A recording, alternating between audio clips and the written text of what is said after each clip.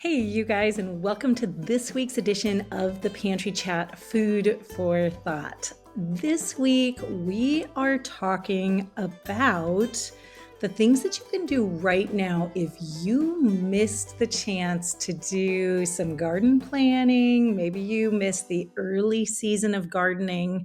Maybe you feel like you're a little late to the game. Maybe you dropped the ball a little bit. Maybe you're looking at last year's garden and thinking, I still need to do the cleanup from last year. And that's okay. There are things that you can still do right now to get a great garden in. So we're going to be discussing those different things.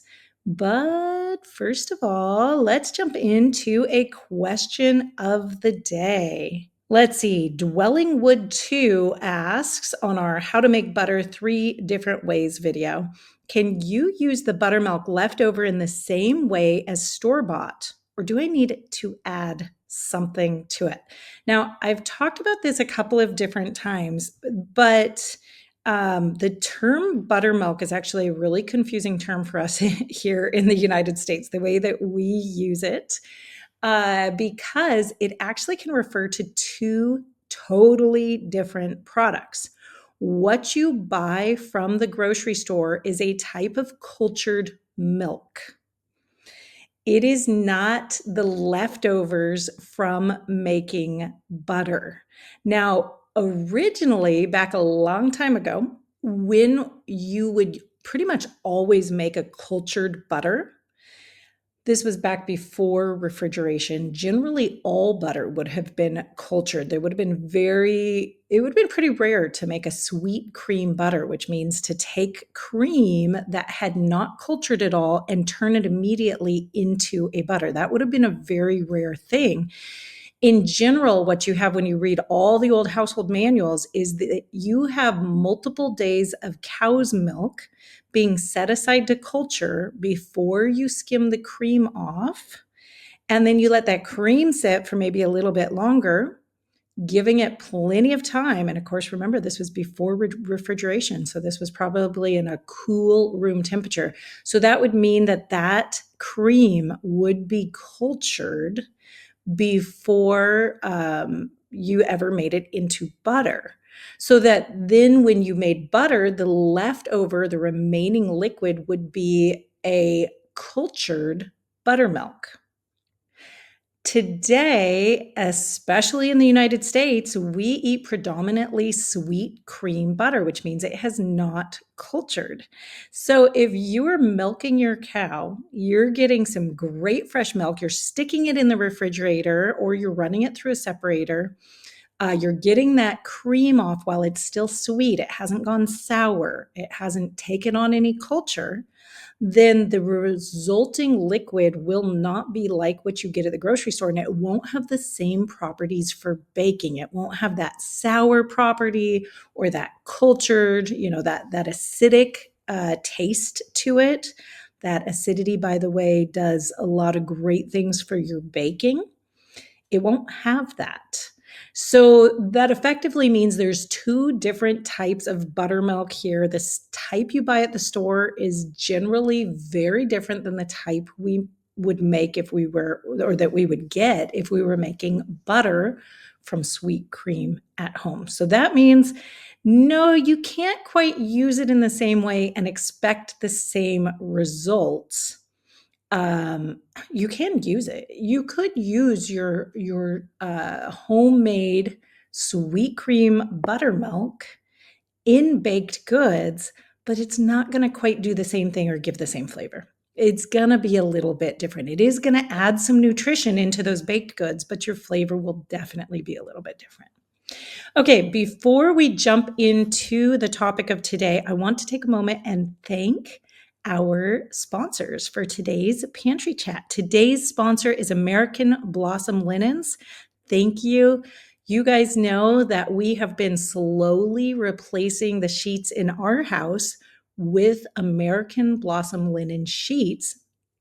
We absolutely love them because They're all made in the United States, which means that the cotton is grown here, it's processed here, it's the sheets themselves are woven here, and it's shipped out from here. So it's all happening in a local way, which means that we can really trust some of the certifications and the growing methods behind it, because it's all kind of being watched over in the closer way that the United States watches things.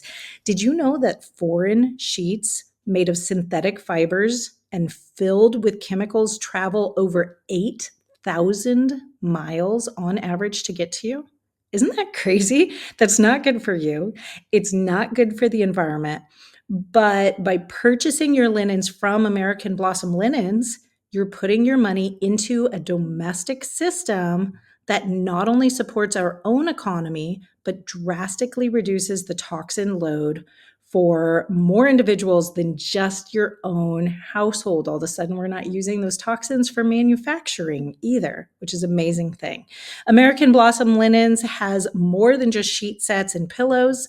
They also have blankets, duvets, duvet inserts, baby blankets, and thank goodness, crib sheets. It is so great to get something for those sensitive little babies whose bodies are just growing so quickly that is not toxin laden. I am so thankful for that here in our household. But they're all made in the United States from cotton and wool. Right now, because you're listening to the Pantry Chat, you can enjoy the USA grown, spun, and sewn cotton linens in your home for cheaper with a coupon code Homesteading Family. That's all one word, Homesteading Family, and you'll get 20% off. They always give free shipping on everything. So it's on top of that, you get 20% off. So that's a pretty big deal. You know, one of the things that I think is so cool is their guarantee policy. If you're not totally happy with it, you have a really, I think it's a 2-year window. I'd have to double check that. But I think it's a 2-year window to return it because they just stand by their products. And let me tell you, after 2 years, I know by experience, you're not even going to notice wear on the sheets. Like they're just going to be in great quality. Okay, moving on. What are the things that you can do right now if you feel like you've kind of missed the boat on all the early season garden things that you should have been doing if you're a gardener? Maybe you're a brand new gardener. You're just like, getting to the point of realizing, hey, I really want to garden this year, but feel like you're a little late, or you're jumping in and realizing, oh, I should have started seeds like weeks ago at this point. Maybe you are a practiced, seasoned gardener who's like, oh, life got a little busy. Life got away from me this year. And I haven't done all the things. I never put my seed starts in. I, haven't done my garden planning, things like that. That's okay. It's okay. There are things that we can do. So let's jump right in. First of all, there are plants that you can direct sow. For those of you guys who are beginning gardeners, there's kind of 2 different ways of getting plants into the ground in your garden. You can either direct sow seeds, which means to put those seeds right into your garden beds, or you can start your seeds indoors and put them into the garden as transplants, which means you get the little plants, and instead of putting seeds in your garden, you're actually putting small plants into your garden. So there's 2 different types of crops, and a lot of times that depends on how long it takes for those crops or those particular plants to grow out in your garden and to turn a harvest. So for something like tomatoes, it actually takes a really long time from the time you plant the seed. And so you generally, in most areas of the country, we want to start our seeds indoors and get nice little transplants, nice little plants that we then put out into the garden at the beginning of garden season after our last frost date, and let those grow. There are, however, things that you can direct sow into the garden. Peas and beans and corn and squash and greens, leafy greens like kales, Swiss chard, different things like that are all wonderful to be direct sown. Lettuces, definitely. In some places, cucumbers. Those are all things that you can definitely stick right into your garden as seed. And when you get to this time of year and you're going, ooh, I never started seeds inside, one of the biggest tips, one of the biggest tricks is to focus on the things that you can direct sow right into your garden. Go ahead and just go, well, maybe I missed the window for some of those things that I need to transplant or I needed to have started weeks ago, and instead focus on the things that can be direct sown. The next thing that you really want to think about is focusing on shorter days to harvest crops. Now, when you're looking at those seed packets, those are, you maybe missed the window to buy your seeds this winter from a online company. So instead, maybe you can find them locally. Maybe you don't have the variety that you would like, but maybe you can just run down to your local hardware store, ask around. Sometimes, I know our little community here has started a seed bank, a seed library, where you can actually go take out local seeds and plant some and then add some back from some seed saving back into the supply. That is a really great way to go if you can get some local varieties that have been grown and propagated or seed saved locally in your environment. You'll know you're getting the right varieties for your environment.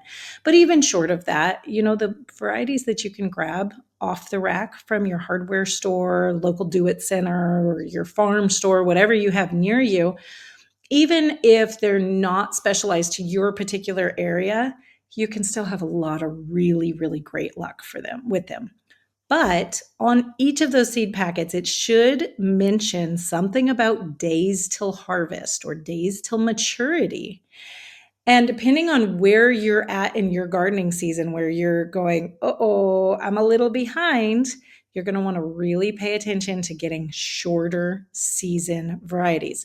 Now, in my area of the country, we're literally just starting a lot of seeds inside. Some of them have been started a couple weeks ago. Some of them we're just getting ready to start, and a few we won't even start for another few weeks.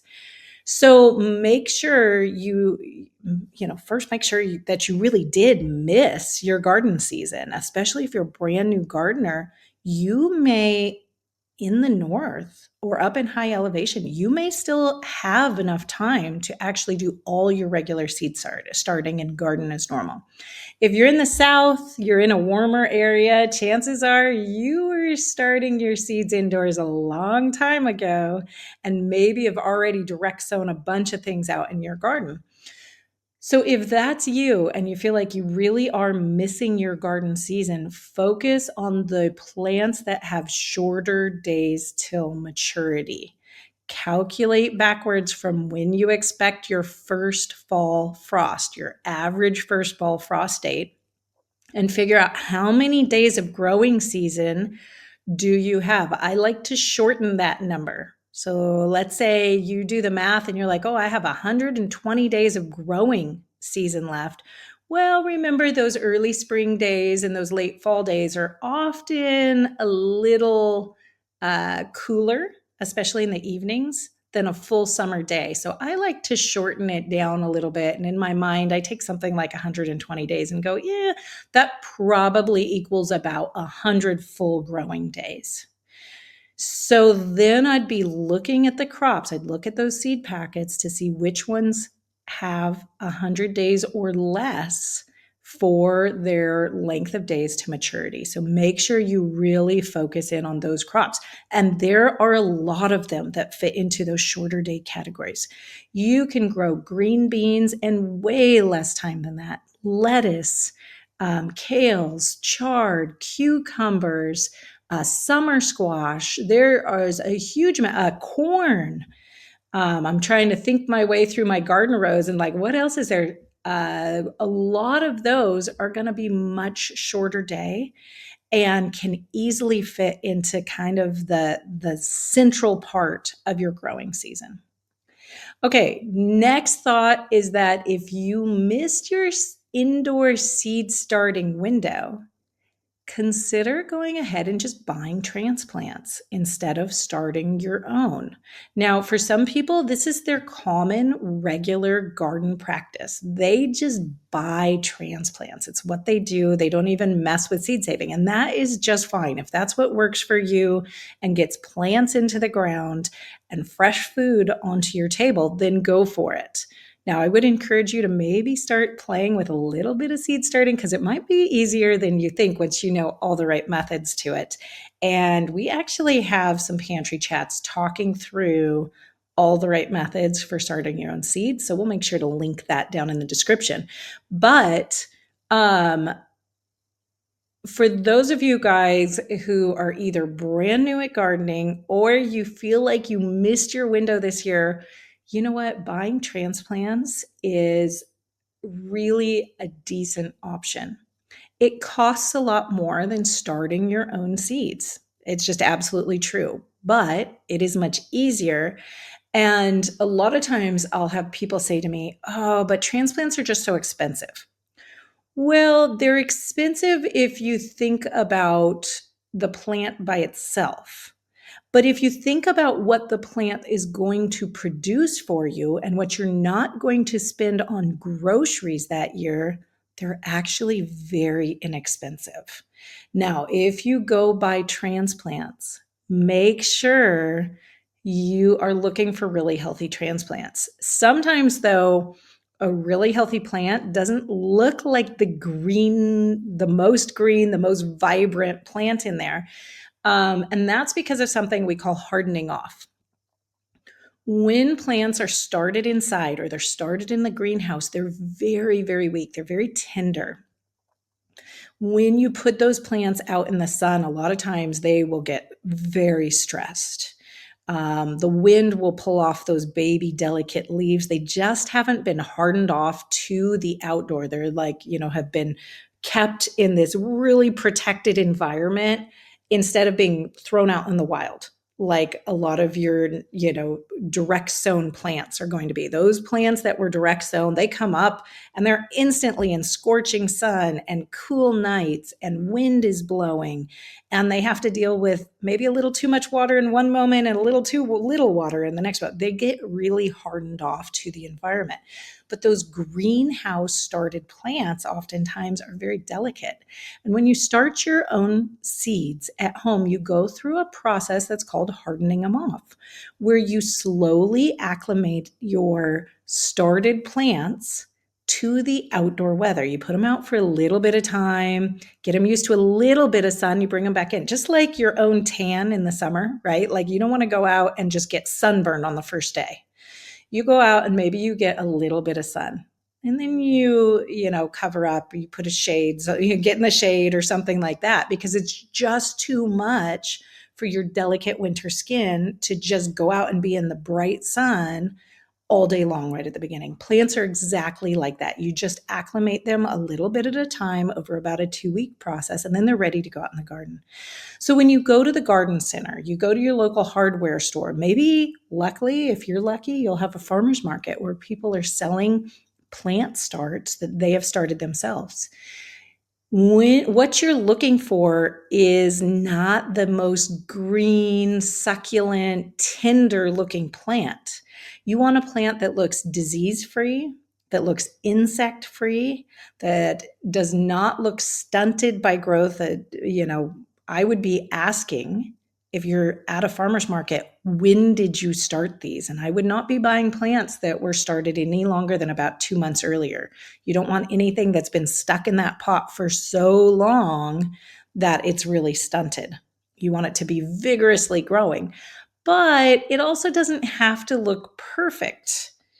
If there's a place that you can ask questions, ask them, have these plants been hardened off?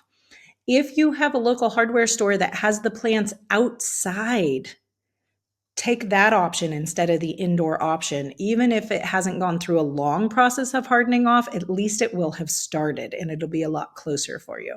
So look for a plant that not only looks healthy, but it looks sturdy, right? You don't want spindly thin stems. You don't want leaves that look super tender, like they might just fall off if you blew on them too hard. You want something that looks like it can stand up to your real life in your real garden. So make sure you're looking for those when you go to buy your transplants. Obviously, if you have the option, buy varieties that are suited to your area. Now, one of the problems with transplants and buying plant starts is that you often don't have the variety to choose from that you would from a seed catalog, especially when you get to choose your seed catalog and maybe choose a company that's actually growing seeds in your area of the country. That is ideal. That's what we really, really recommend. You know, a lot of times, especially if your option in your area is to go to one of the big suppliers, let's say a Home Depot or a Lowe's or something like that, to buy your plant starts, then you are really not going to have the options. Again, pay attention to the days to harvest or the days to maturity. That's important. You do not want to bring home a plant start that's going to take 120 days to mature if you have 100 days left in your main crop growing season before you expect your first frost. So really be looking at, really be paying attention. I recommend when you get those plant starts home, give them a good watering. And, you know, if they look at all delicate, I would finish off that hardening process for a few days before you take them out of their pots.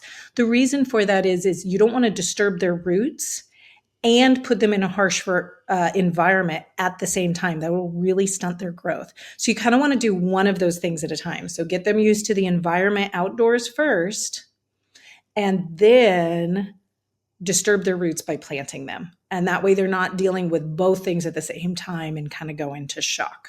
So make sure you're paying attention to that. And always, when you're planting transplants, make sure you're giving them a really good dose of healthy compost as you're planting them at the bottom of their roots so they can instantly be in some really good food. Okay. Another thing you can do, and that's something I really encourage you to do if you find that you're a little behind on your garden planning this year, is to put down the technicals. Okay, there's a lot of rules in gardening, a lot of, everybody has their methods and they're like, you have to do this, you should do this, you shouldn't do that. The reality is most plants don't actually read the manual. Right? They don't know what you should and they shouldn't do. And so those are just strategies for gardeners to help us be more successful more of the time. The plants don't know that. Don't get hung up on all of the technicals to the point that you don't actually get plants in the ground. A place that I really see this with people is on crop rotation.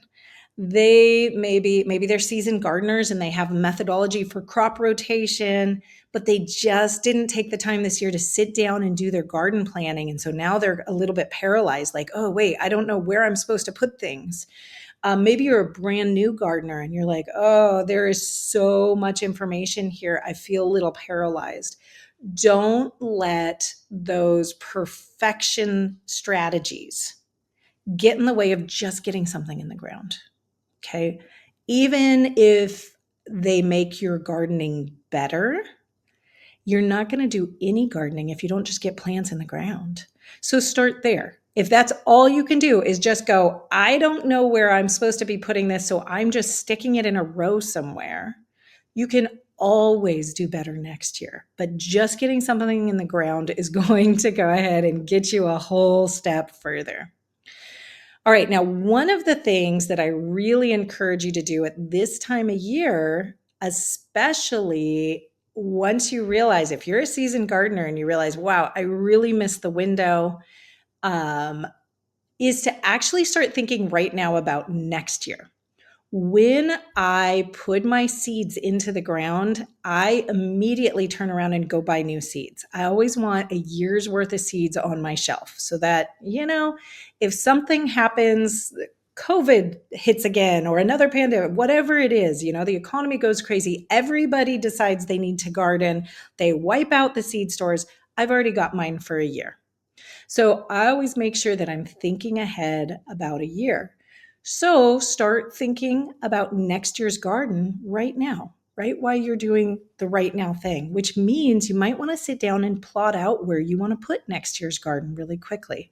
So as soon as you finish the rush of spring gardening this year, think about next year. Plot it out, buy your seeds, get them set aside, and then you're not going to have that, it's out of sight, out of mind in the middle of winter when you should be doing the garden planning. You have it all done. So next spring rolls around and you will have it ready to go. You know exactly what you need to do. In fact, I like to put reminders right onto my calendar, my family calendar, whether you're using a device for that or you have a good old paper calendar, put on right now when you need to start the first seeds indoors next year so that, it jogs your memory that time of year. And you're like, oh, wow, I need to be doing something right now to get my garden going. The other things that you're going to want to think about doing is planning your fall garden cleanup. This is one of the reasons it can be really hard for gardeners who are, longtime gardeners even. It can be hard in the spring to get going and to get your garden actually in when you should because we never did our fall cleanup. And so before we can actually start gardening, we actually have to clean up next year's mess. Don't put off until next year what you could take care of today or what you could take care of this year, because next year has a lot of its own problems. Like it has plenty of its own work. You don't need to do this year's work next year on top of next year's work. Instead, do your future self a favor, plan in a day to clean up your garden this fall. Put it on your calendar right now. I know we're in March, but this is the key to this is getting ahead. Block out a whole day somewhere, well into your after your first frost. That's already blocked out on the calendar just for you to do your garden cleanup and wrap up your garden year. Get it all done. If you need 2 days because you have a huge garden like we do, plan in 2 days on the calendar right now and get it set up so that this fall you take out all the dead plants. You clean up your beds, you put a fresh layer of compost on there to settle down all winter. That means that you will be ready to rock and roll next spring. You won't have to do any of the previous year's work. So get it on the calendar right now. Those are all really important things. Okay, then you won't have this problem next year. You'll be ready to go. And because the work's all done and it's all on the calendar, you'll be able to do it step by step and nice and gradually and not be overwhelmed with the amount of work that you have to get done in a really short period of time. The biggest thing here, you guys, is don't let the lack of planning, don't let the lack of seed starting, don't let any of those things stop you from actually getting your plants in the ground, getting something in the ground so that you have that super nutritious, fresh eating for the rest of the year. Okay, you guys, have a wonderful, wonderful day. Goodbye.